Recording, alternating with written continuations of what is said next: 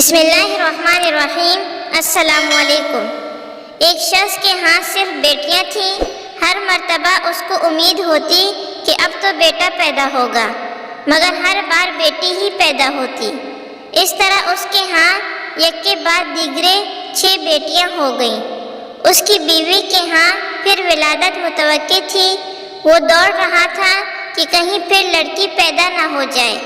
شیطان نے اسے بہکایا، چنانچہ اس نے ارادہ کر لیا کہ اب بھی لڑکی پیدا ہوئی تو اپنی بیوی کو طلاق دے دے گا۔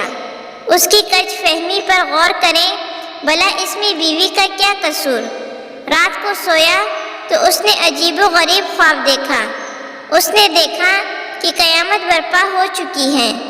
اس کے گناہ بہت زیادہ ہیں جن کے سبب اس پر جہنم واجب ہو چکی۔ لہٰذا فرشتوں نے اس کو پکڑا اور جہنم کی طرف لے گئے۔ پہلے دروازے پر گئے تو دیکھا کہ اس کی ایک بیٹی وہاں کھڑی تھی جس نے اسے جہنم میں جانے سے روک دیا۔ فرشتے اسے لے کر دوسرے دروازے پر چلے گئے۔ وہاں اس کی دوسری بیٹی کھڑی تھی جو اس کے لیے آڑ بن گئی۔ اب وہ تیسرے دروازے پر اسے لے کر گئے۔ وہاں تیسری لڑکی کھڑی تھی جو رکاوٹ بن گئی۔ اس طرح فرشتے جس دروازے پر اسے لے کر جاتے وہاں اس کی ایک بیٹی کھڑی ہوتی جو اس کا دفاع کرتی اور جہنم میں جانے سے روک دیتی۔ غرض یہ کہ فرشتے اسے جہنم کے 6 دروازے پر لے کر گئے، مگر ہر دروازے پر اس کی کوئی نہ کوئی بیٹی رکاوٹ بنتی چلی گئی۔ اب 7واں دروازہ باقی تھا۔ فرشتے اس کو لے کر اس دروازے کی طرف چل دیے۔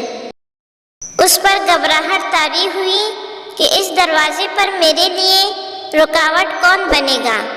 اسے معلوم ہو گیا کہ جو نیت اس نے کی تھی وہ غلط تھی۔ وہ شیطان کے بہکاوے میں آ گیا تھا۔ انتہائی پریشان اور خوف و دست کے عالم میں اس کی آنکھ کھل چکی تھی اور اس نے رب العزت کے حضور اپنے ہاتھوں کو بلند کیا اور دعا کی، اے اللہ مجھے 7ویں بیٹی عطا فرما۔ اس لیے جن لوگوں کو قضاء و قدر پر ایمان ہے انہیں لڑکیوں کی پیدائش پر رنجیدہ خاطر ہونے کی بجائے خوش ہونا چاہیے۔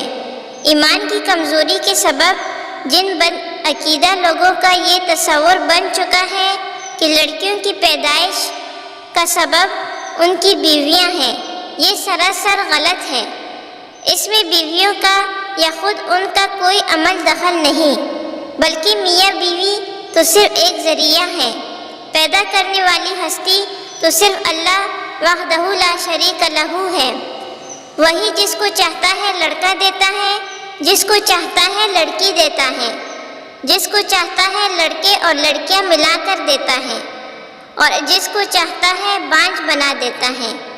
ایسی صورت میں ہر مسلمان پر واجب ہے کہ اللہ کی قضاء و قدر پر راضی ہو۔ اللہ نے سورہ شورى میں ارشاد فرمایا ہے، آسمانوں کی اور زمین کی سلطنت اللہ تعالیٰ ہی کے لیے ہے۔ وہ جو چاہتا ہے پیدا کرتا ہے، جس کو چاہتا ہے بیٹیاں دیتا ہے اور جسے چاہتا ہے بیٹے دیتا ہے، یا پھر لڑکے اور لڑکیاں ملا جلا کر دیتا ہے، اور جسے چاہتا ہے بانجھ کر دیتا ہے۔ وہ بڑے علم والا اور کامل قدرت والا ہے۔ امید ہے کہ آپ کو ہماری ویڈیو پسند آئی ہوگی اور ساتھ ہی ہمارے چینل کو سبسکرائب کر دیں۔